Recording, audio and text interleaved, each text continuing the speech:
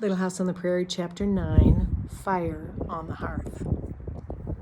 Outside the house, close to the log wall opposite the door, Pa cut away the grass and scraped the ground smooth. He was getting ready to build the fireplace. Then he and Ma put the wagon box on the wheels again, and Pa hitched up Pet and Patty. Then he and Ma... the rising sun was shortening all the shadows. Hundreds of meadowlarks were rising from the prairie, singing higher and higher in the air. Their songs came down from the great clear sky like a rain of music. And all over the land where the grasses waved and murmured under the wind, thousands of little dicky birds clung with their tiny claws to the blossoming weeds and sang their thousands of little songs. Pet and Patty sniffled the wind and whinnied with joy. They arched their necks and pawed at the ground because they were eager to go. Pa was whistling while he climbed to the wagon seat and took up the reins.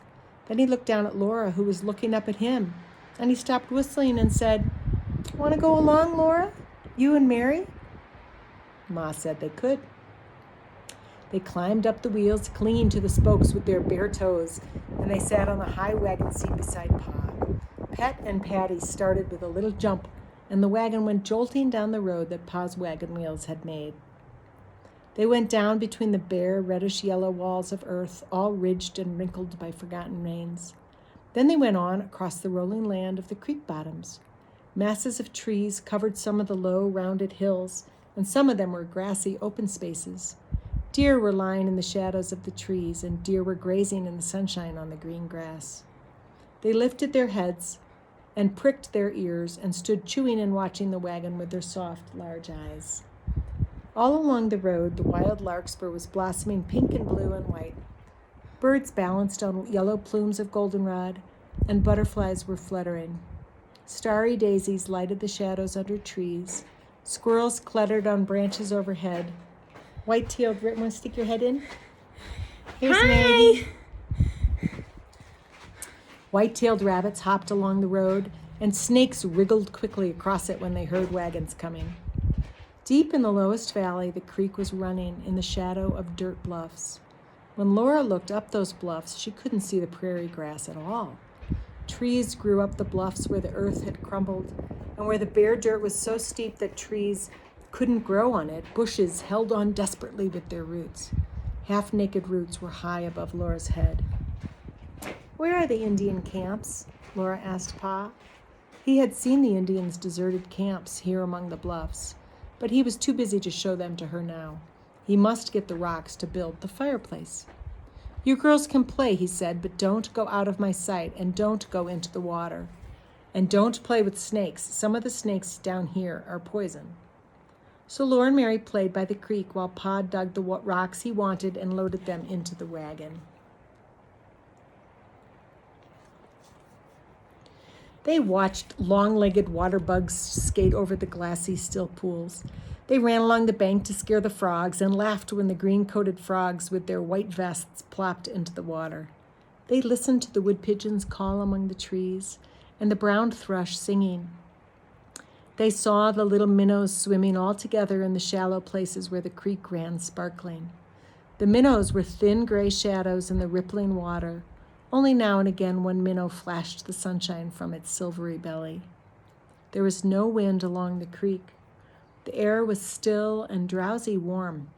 It smelled of damp roots and mud, and it was full of the sounds of rustling leaves and of the water running. In the muddy places where deer's tracks were thick and every hoofprint held water, swarms of mosquitoes rose up at a keen, sharp buzzing. Zzz. Laura and Mary slapped at mosquitoes on their faces and necks and hands and legs and wished they could go wading. They were so hot and the water looked so cool. Laura was sure that it would do no harm just to dip one foot in. But when Pa's back was turned, she almost did it. "Laura," said Pa, and she snatched the naughty foot back.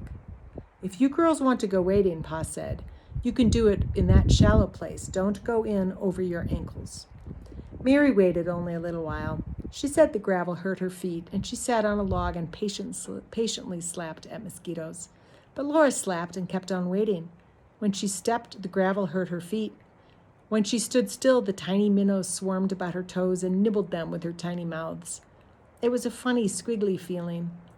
Laura tried and tried to catch a minnow, but she only got the hem of her dress wet. Then the wagon was loaded. Pa called, "Come along, girls," and they climbed to the wagon seat again and rode away from the creek.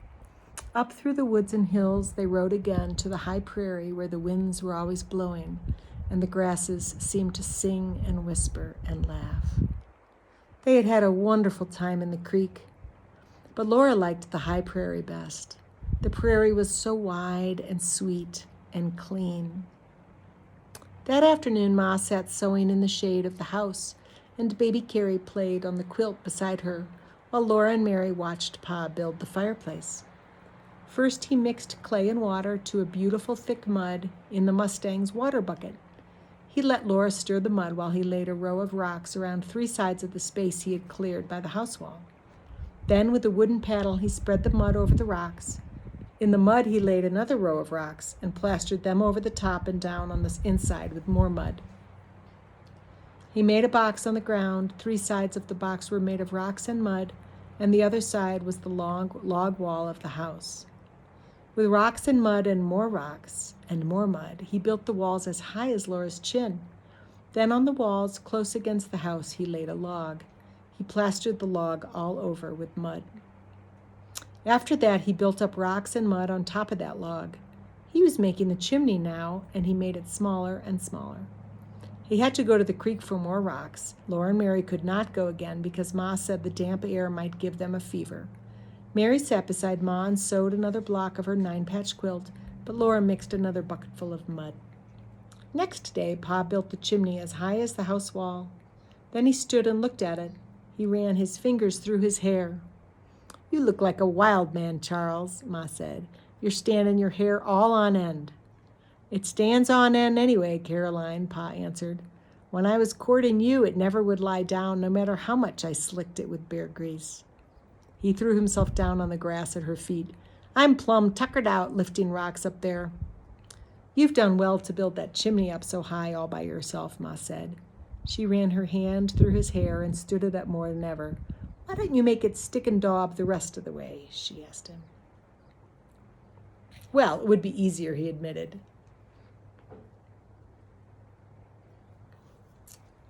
"I'm blamed if I don't believe I will."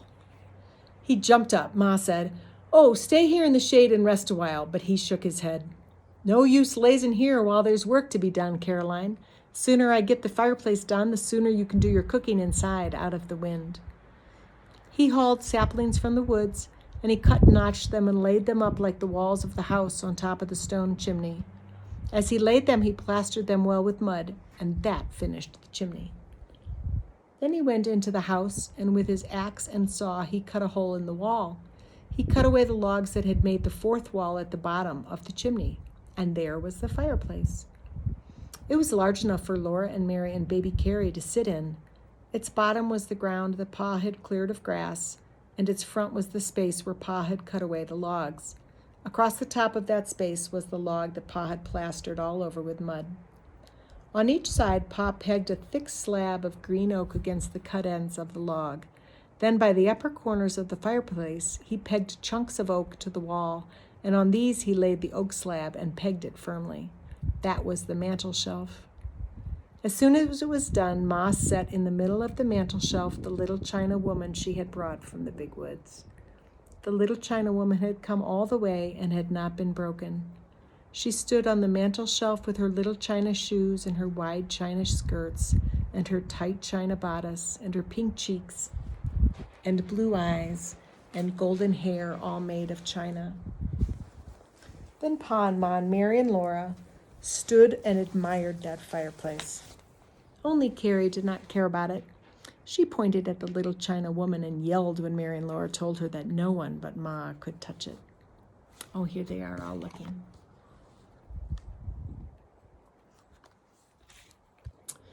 "You'll have to be careful with your fire, Caroline," Pa said. "We don't want sparks going up the chimney to set the roof on fire. That cloth would burn easily. I'll split out some clapboards as soon as I can and make a roof you won't have to worry about." So Ma carefully built a little fire in the new fireplace, and she roasted a prairie hen for supper. And that evening they ate in the house. They sat at table by the western window. Pa had quickly made the table of 2 slabs of oak. One end of the slab stuck in a crack on the wall, and the other end rested on short, upright logs. Pa had smoothed the slabs with his axe, and the table was very nice when Ma spread a cloth over it. The chairs were chunks of big logs. The floor was the earth that Ma had swept clean with her willow bough broom. On the floor, in the corners, the beds were neat under their patchwork quilts.